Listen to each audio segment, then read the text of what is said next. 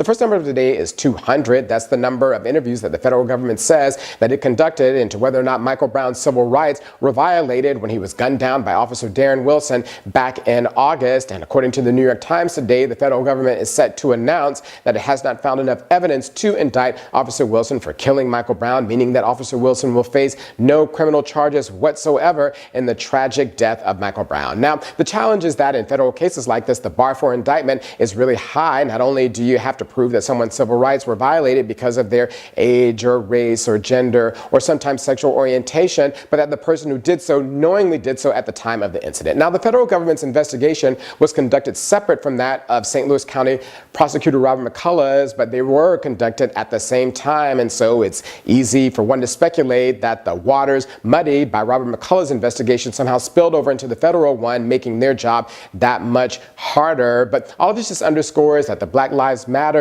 movement and its constituent parts are going to continue with their protests. But all of our thoughts turn to the parents of Michael Brown today, for whom this is surely to be another gut-wrenching revelation. They've had to experience a grief and a pain that's unimaginable, compounded by the fact that justice won't be served.